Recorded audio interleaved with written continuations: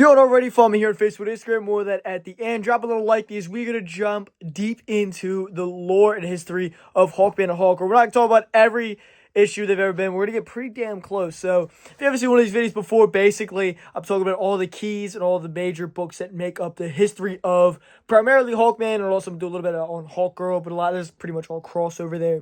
But Hawkman is the focus of this video. So, of course, drop a little like, drop a subscription if you haven't already. We're going to jump into it, and we're going to start us off pretty quickly here with Flash Comics #1 from 1940. Mega Golden Key, massive book, absolute classic. I mean, whenever this book goes up for auction, it's probably record-breaking every time. Not only is this the first appearance of Hawkman, Carter Hall, created by Gardner Fox, but also Jay Garrick, Keystone City, which is famous for the Flash, Johnny Thunder, is his partner in crime, Shira Sanders, who's later Hawkgirl, and Hath Set. So sticking with the Hawkman here, Hath Set is his earliest villain, his first ever villain, first rogue he takes on. He's an Egyptian priest who basically got this cursed dagger that would later be retconned and made the nth metal. Originally here it's called the ninth metal, I believe is what they call it, but later in like Dark Knight's metal they call it the nth metal. Much like Hawkman and Hawkgirl, he reincarnates himself every generation. The story in the issue following Hawkman is known as Origin of Hawkman, and it's exactly that. It basically has Hawkman, he battles Dr. Hastur in World War II, the Nazi incarnation of Hath Set. He kidnaps Hawkgirl, and Hawkman has to kill him with a crossbow to save her. And you will see Hath Set as an Egyptian priest in flashbacks, his Egyptian form. So, you know, classic, kicking off the story of Hawkman. Of course, it's the origin of him. So you find out that Carter Hall is given a dagger. When he touches it, he relives his past life as an Egyptian prince. Carter Hall today is like an archaeologist.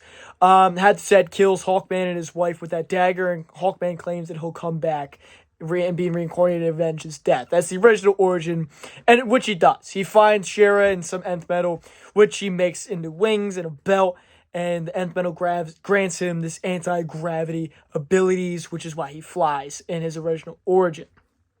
And then she gets kidnapped. He, fights his Nazi foe. End of story. Classic story. Classic issue.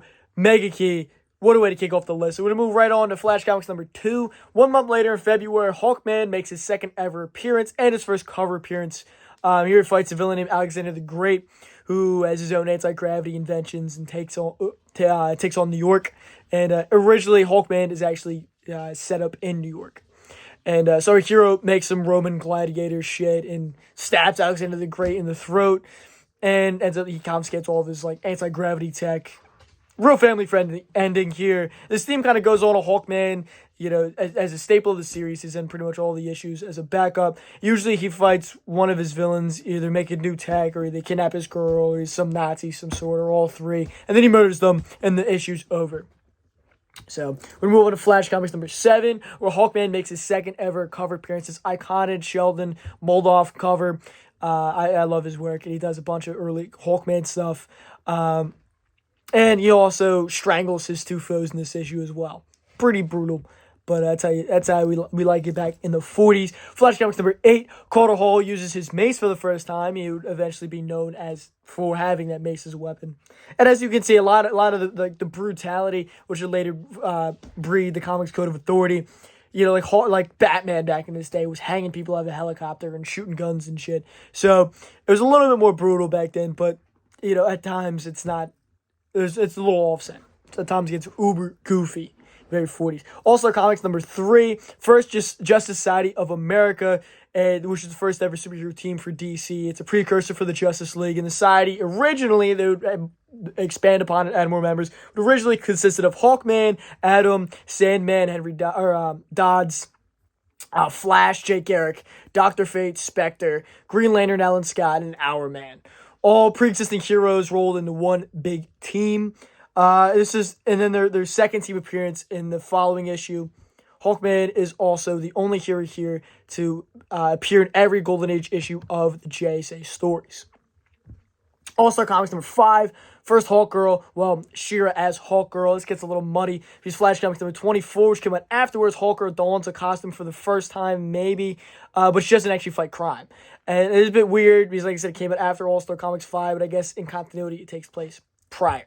Because she's like she puts on the costume as like it's like a Halloween gag or something like that. And she's not actually fighting crime. She's not actually Hawkgirl at this point.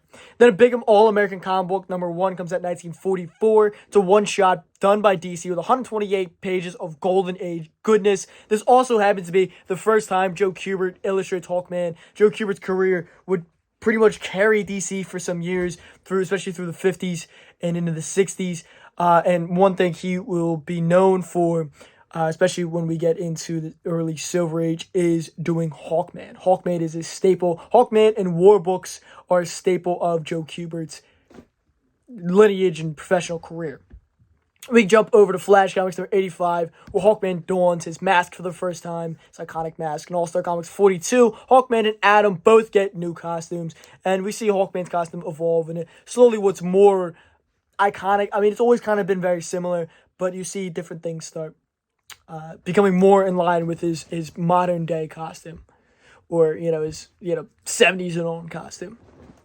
In 1949, Flash Comics would end off on 104 with Hawkman, Joe Kubert cover here, and the Flash series would not return until 1959 without Hawkman. But All-Star Comics would continue until 1951. The Golden Age would soon end, and Hawkman would fall back into obscurity, and he wouldn't be in comics for years. It wouldn't be until 1961, 10 years later, where Brave and the Bold #35 would come out.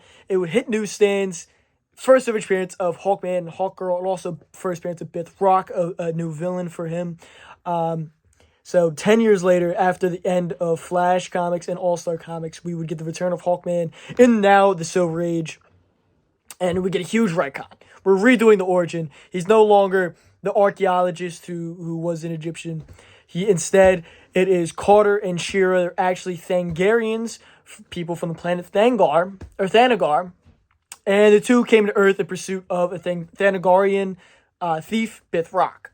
And Bith is a shapeshifter, becomes a giant monster from Thanagar. They defeat him and send him back to his home, making their first appearance in the Silver Age with a brand new origin story. Now, basically, they're off-world cops, and they lock it down here in Midway City instead of New York. Hawkman and Hawkgirl stay on the Brave and Bold title for 3 issues. Another 3-issue run from 42 to 44, all with classic Joe Kubert art and covers and Gardner Fox writing. Issue 51 would be the first crossover with Hawkman and Aquaman, 2 Golden Age heroes relaunched in a new era of comics. The title would slowly turn over to mostly Batman teaming up with other people, like issue 70, where the two of them would team up and they swap costumes and battle Balthazar the Collector. So, fun Silver Age goodness. Adam #7, Gardner Fox was writing Adam at the time. Now Ray Palmer, a different character from Al Pratt of the Golden Age. And here in issue 7, they would team up for the first time ever in continuity. Since Gardner Fox was also writing Adam Strange at the time in Mystery in Space, Hawkman would cross over from issues 87 through 90. 90 would also be the debut of a new villain, a Ron scientist, Oran Darg. And it would go on to be a nemesis of Hawkman. Next year, Hawkman would finally get his own series. Over 20 years since his creation, Hawkman #1 would finally come out. And it would be written by, you guessed it, Gardner Fox. The most expensive of this run isn't because of Carter Hall, but issue #4 would introduce Zatanna to the DC Universe. And the rest of the series, great reads, great art, but nothing of real importance, just some random 60s villains padded through. At issue 39, the title would change over to Adam and Hawkman. Both Gardner Fox runs would be combined. But at this point, Robert Kanigher would have taken over the title anyway. Fox and Danny O'Neill would join the list of writers, and the series would introduce Gentleman Ghost before ending off at issue 45. Justice League 21, this is where things start to change up a little bit. This gets a little bit rough. It's going to get rougher as we go on.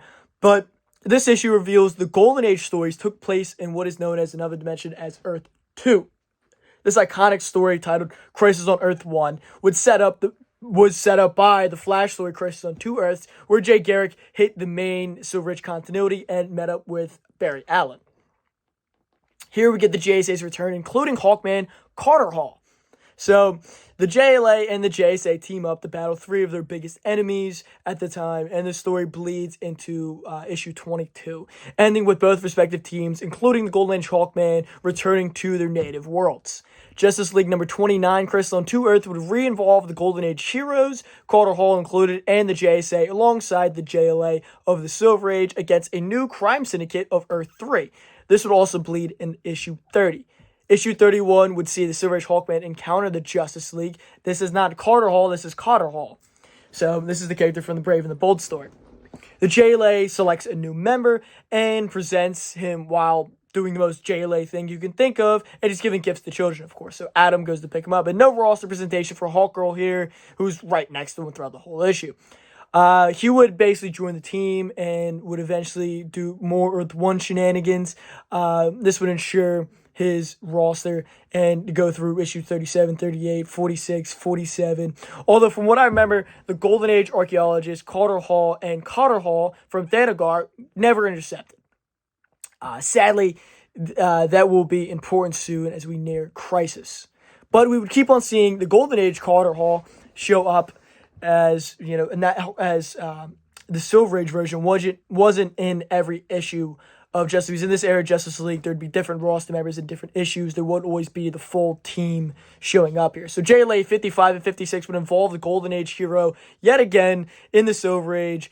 But he's regular Hawkman, Silver Age Hawkman's back the next issue for the UN cover. But from here on, there'll be several Hawkman appearances from both Earth's Hawkman. Never do they cross paths, nor do I have to cover every issue here.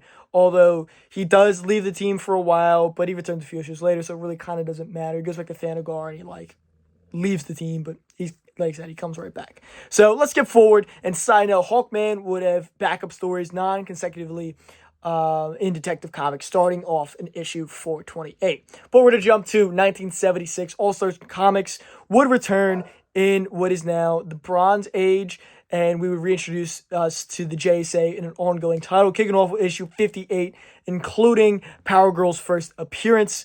This would only last another 16 issues, however, ending at 74 2 years later. The JSA stories would continue in Adventure Comics until the end of 79. From here, Hawkman has some oddball appearances from Showcase, Brave and the Bold, and Justice Side and Mini that came out. But the status quo change was coming fast for the DC Universe. Sorry for the cut there. All right, now some shit happens, and Crisis on Infinite Earths is DC's response to Marvel's event Secret Wars.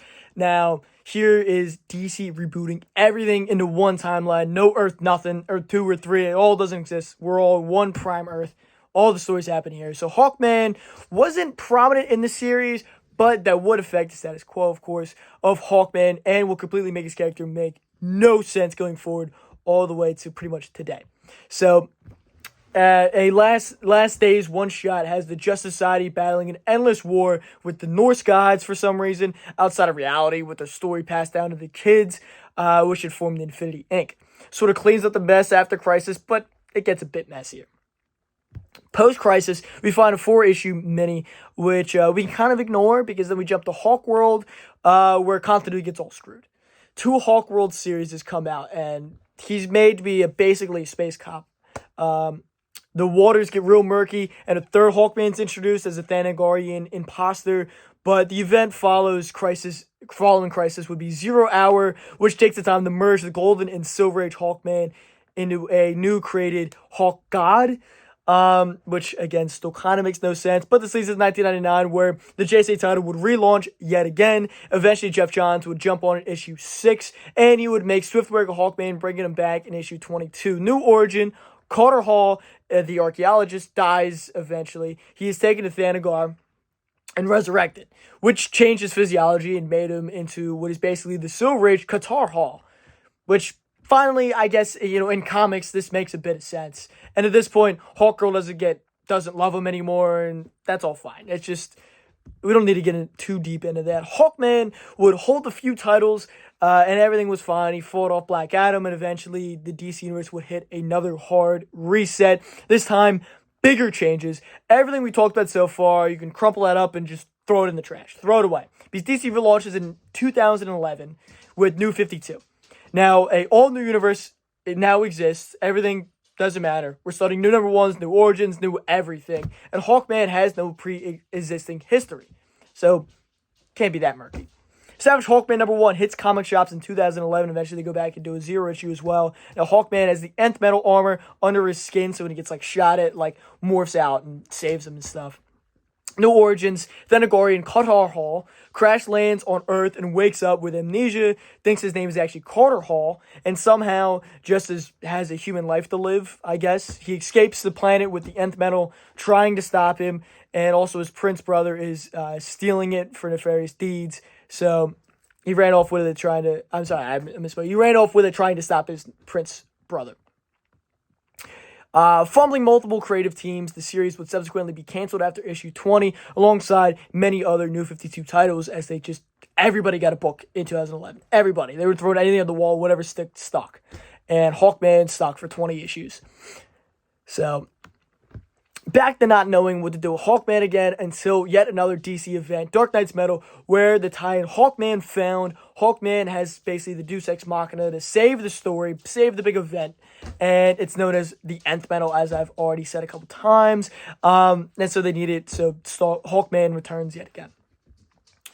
Hawkman would then get his latest volume in 2018, where they make him sort of their Kang, where they fall back into his history, and apparently he had many lives as an Egyptian leader, as a member on Ron, a new god, a Kryptonian inside the microverse, all just explain how he eventually would reincarnate himself on Earth and Thanagar. Alright, so basically the idea is, once he dies as the Egyptian, he will come back in different realities, and pretty much anywhere, and that's how you can explain he's on Thanagar and he's on Earth, I guess. So, to derail into this series, it is ridiculous. And we end up discovering Hawkman has a daughter with Hawkgirl, who is the second or third Hawkgirl, I guess, Kendra Saunders, who is a reincarnation of the Hawk God Shura, which I guess technically so is her mom. It's really weird. And Kendra is from the Secret Files one-shot back in the day. So that's actually her first appearance. And on top of all this, Carter Hall isn't the only Hawkman. There's Fel Adar, who was the imposter spy, who doesn't really matter. There's Zariel, who was created by Jeff Johns and JSA number 6 when he first joins the team. Originally, he was meant to be the new Hawkman, but editorial took the right path for once, realizing the Hawkman's history was already tarnished enough, and so he ended up becoming his own character, separate from Hawkman. Golden Eagle took on the mantle of Hawkman in his 4th volume, thought to be the son of Hall, but he's actually, and he's an Infinity Inc. member, but he's actually the son of Fel Adar, the imposter. And eventually Carter returns, they fight, and then they patch it all up, and Carter regains his Hawkman title, and Golden Eagle goes back to being Golden Eagle, but he's still a hero. Brian Whitaker is introduced in Deathstroke number 51 as Hawkman from the future, and then never shows up again. And yeah, Hawkman's a pretty rocky character. And, I saved you the killing of the revival of Hawkman and Blackest Night and all that. We don't need to jump into that. But I think I landed pretty much all the Hawkman main appearances, main storylines. There's not a lot of there's no classic Hawkman story, really. There's fun stories. There's stuff that's worth reading. Hawkworld's a lot of fun. The old Flash comics, backup stories are a lot of fun. And Hawkman's been consistent through the JLA for, almost a decade, pretty much. Maybe even a decade. But hope you enjoyed my endless Hawkman rant. Let me know, did I miss anything that's important for the Hawk duo? Drop that down in the comments below. Do you have any of these issues? Let me know down there below. And tell me in the comments what character I should break down next. Hawkman is a little bit of a confusing one. I think I did it in a way that it wasn't overly confusing. But he's definitely one that has a weird history that they never known what to do with. And even now in the post-New 52, post-Rebirth era of DC, they still seemingly don't know what to do with Hawkman, but I like Hawkman. He's always been one of my favorite characters from DC, and he's a lot of fun, so I enjoyed making this video. If you don't already follow me here on Facebook and Instagram, I do a series on there called Tales from the Hunt, where I go out and look for comics and talk about some stuff I didn't pick up, people I ran into, stories I have, fun stuff like that. And I drop multiple videos up on here a week. I usually drop 2 videos a week on Wednesday, and usually a Sunday as well, always on Wednesdays. So I do hauls, I do videos like this, I do videos called Spec Talks, where I talk about 5 or 10 books under one umbrella. And I also do YouTube Shorts, going up multiple times a day about new news and announcements, comics I flip through, comic stacks I run through, all kinds of stuff like that, other small little videos. And I got a TikTok now. It kind of just has the same stuff from the YouTube Shorts. So make sure you're following, make sure you drop a like, make sure you drop a subscription. Until next time, peace. All linked down in the description.